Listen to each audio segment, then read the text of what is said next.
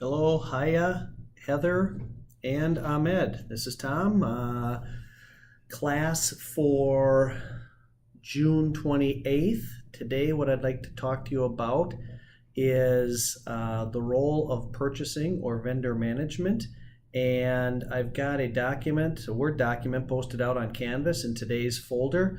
So if you could, when you have a chance, I think it'd be best if you pull that document out, take a look at it, and I'm going to speak kind of down the bullet points on that document in today's video. So obviously vendor management is very important in purchasing, and the purchasing group in your organization is incredibly critical in the work that you do as an engineer.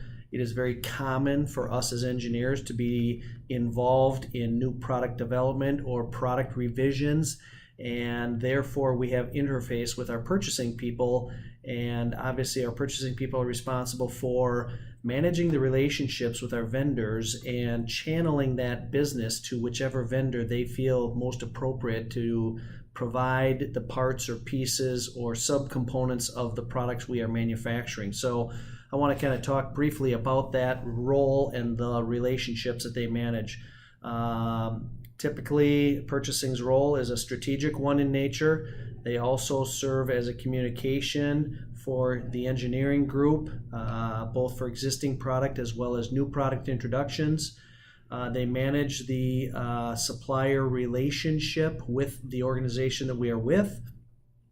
They manage our cost structure and also help us manage inventory once we get into the manufacturing or commercialization stage of any product. So from a strategic perspective, obviously they help manage the long-term benefits of a relationship with a particular supplier. And those benefits can be one of what are their capabilities, what are their financial standings, how can they position us better in the future relative to being a reliable supplier, that type of thing. They also are responsible for sourcing decisions such as single source or dual source for any part, product, or component that we might be dealing with them on. Obviously, there are a lot of costs associated to dual sourcing in an organization. However, there are times when that cost is certainly well worth it, in that, God forbid, what if your primary supplier has a fire in their production facility, takes the whole thing down, and then they have nothing to offer you in terms of parts, and it can bring you to your knees as well. So dual sourcing could fill that role very easily.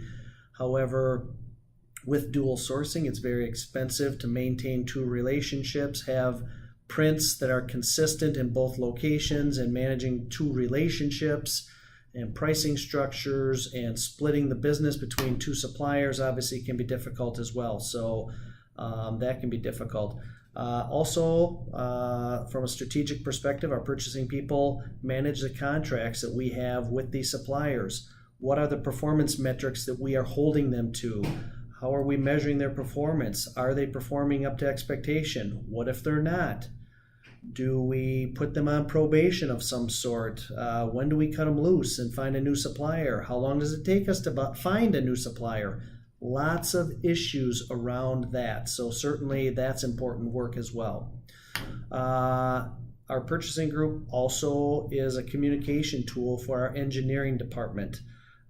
Certainly they help facilitate the technical conversations between the engineers in our organization and the supplier, so that we clearly understand one another, understand what we're looking for, and hopefully the supplier can deliver as expected. Those are very important technical conversations. It's not that engineers can't hold that conversation, it's just that very often a supplier might be looking for certain pieces of information in a conversation. Engineering might be providing another piece of information, and it's helping facilitate to make sure that we both get what we need out of these conversations in order to assure success. They're certainly going to help manage our engineering department's expectations of the supplier.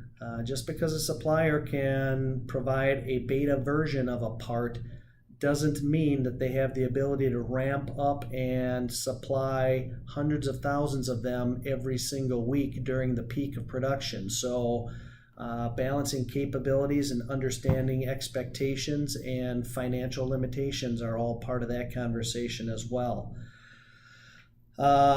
Certainly helps, our purchasing group helps manage new product introductions, right? We got a ramp up schedule and obsolete product. We also have a ramp down schedule, and there's tooling that needs to occur and component parts that need to be ramped up or ramped down. That's a very complex process, and our purchasing group hopefully helps us facilitate those types of conversations as well. Ramp up and ramp down are critical, and peak times of the year, can they fulfill on our demands? If not, what's your plan to make sure that we're adequately supplied the parts we need? All those things are incredibly important. Purchasing also helps with inventory management. Again, going back to the whole idea of ramp down of obsolete parts. Managing that process is very critical as well, and so very important, no different than ramping up on new product. What is the ramp up schedule? Are we on schedule? Are we performing to the schedule? If we're ahead of schedule on ramp up, can the supplier stay and run with us as we accelerate through that ramp up schedule? Maybe yes, maybe no. If no, how do we get them there? If they can't also get there, do we go to a second source and fill the void with parts from another manufacturer? If we do that, do we need to track which parts come from which supplier? How do we do that? Tons and tons of questions that need to be answered. They also help us with the inventory plan, new inventory versus existing. What if we have a product changeover? Do we need to track which finished goods out of our factory contain part A from version 1 versus part B, which is version 2? Which customers get those? Is it significant in the performance of our product? Yes or no? Do we need to know those things? Very important. Also, many of us use Kanban systems and managing that whole process. Who owns the inventory, and up until what point is our supplier going to manage the Kanban system? Typically, a Kanban system is visual, and it's a 2-bin system. It's managed by the vendor, and the vendor feeds us parts into the Kanban, and we pull from the Kanban to the manufacturing line and deliver and manufacture from that. So that whole process, that nearly puts that supplier in the middle of our manufacturing process and literally puts them on our manufacturing floor. So certainly that's something to think about. What about design changes? We go through revisions on our products. Can the supplier sufficiently work through those product changes with us? Maybe yes, maybe no. Cross-docking of parts. We bring product in, we cross-dock it, and it might need to go to a different facility because our supplier can't get it to that particular facility for us. Is that a problem? What kind of delay does that create? How do we anticipate that delay in our manufacturing process? How far ahead does our supplier need to be of our manufacturing to make sure that the parts are there when we need them? Obviously, very difficult conversations to have. Then, of course, there's always the make versus buy decision. When do we make a component? When do we buy it from a vendor? Our purchasing people help us make those decisions. If we choose to make it, where in the factory are we going to make it? Do we have the machining? Do we need to invest in machining? How much is it going to cost? What's the payback period? All those things need to be answered. Those are obviously difficult decisions to make. How vertically integrated do we as an organization want to be in making all the various parts of our end product. Some organizations love to be vertically integrated, others not as much. It's a control thing and strategic, and therefore purchasing has to be part of those conversations. Costs associated with each, whether it's the component part, the labor, the tooling, the equipment, all those things come into play when we're talking about making make versus buy decisions, and our purchasing group plays a critical role in helping facilitate those decisions. Do we possess the knowledge base in-house to manufacture subcomponents to our product? Maybe yes, maybe no. If we don't have it, do we want to have that knowledge base? Is it worth acquiring? Maybe not. Lots of decisions there that have to be made and managed. Relative to forecasting, what happens when our supplier does not perform up to our demand requirements in our forecast? Again, it goes back to performance management on those vendors. What do we do? How much of a miss can we afford? How frequently do they have these misses? Does it create problems for us and our customers? If so, how do we deal with that?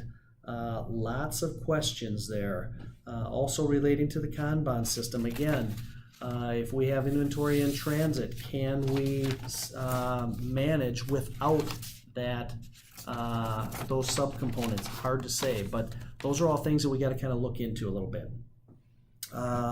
Level loading production. If we lack the capacity, can we level load it by virtue of increasing production during low demand times, so we can put some product in inventory and draw upon that during the high demand times where we do not possess the capacity to manufacture to peak demand? Obviously, those are difficult decisions. Inventory management, again, they're responsible for, if we're choosing to have our supplier manage inventory levels, are they performing to expectation? Who's measuring it? How often do we sit down and review their performance? What do we do as a reward for these people that do perform? What do we do for those that don't perform, some sort of penalty to get them back in performance metrics so that they are delivering upon expectations? Lots of ups and downs, peaks and valleys, business cycles. You all got to think about that as a supplier, because truly we're talking about an integrated supply chain. We want to share as much information as possible with our suppliers so that they too understand where our business is going and they can be prepared for it, and hopefully they've got the financial resources that they can dedicate to their manufacturing capacity to satisfy our demands for their product. Further complicating some of these issues are global purchasing. Obviously there's some benefits to global purchasing in terms of cost and technology that enable global purchasing to happen. Some of the challenges in having one supplier supplying all of our manufacturing plants around the world. Some of the disadvantages are huge travel commitments periodically, language barriers, relationships that need to be managed, logistics across the world that needs to be managed, the time involved with global logistics. There's certain, obviously there's customs that their subcomponents need to go through. Lots of flexibility, international customs. And when I say customs, not customs at the border, but rather cultural customs that need to be adhered to. Different vacation schedules, holidays that are celebrated, length of time that they take off for various reasons, and that impact on manufacturing also is a big deal too. Again, I want to go back to new product introductions. We typically go through a stage gate process, and part of that stage gate process is identifying our suppliers, starting the communications early. What are the requirements of the component that they are providing? Can they provide components that perform to our specifications through a ramp-up schedule up to peak demand times? That sounds relatively simple, but boy, is it difficult. And so understanding that has a lot to do with it.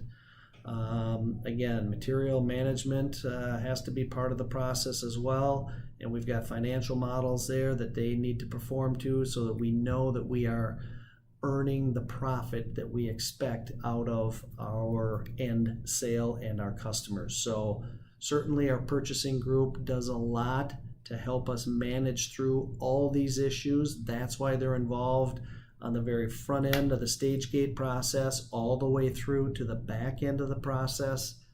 Very, very important. So I want you to be aware of that. Lastly, in addition to this video, I'm going to post a link to a video that I'd like you to view.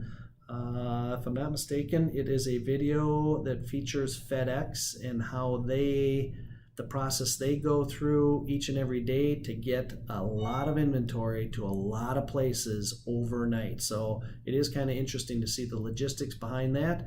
I think in conclusion of today's class, we will have one more class posting of material that I want to post out on Canvas for you, and that's going to relate to reverse distribution or product recalls. Some of the challenges associated to what happens in your organization when, of course, we expect product to flow from our manufacturing facility out to our end customers through our distribution channel.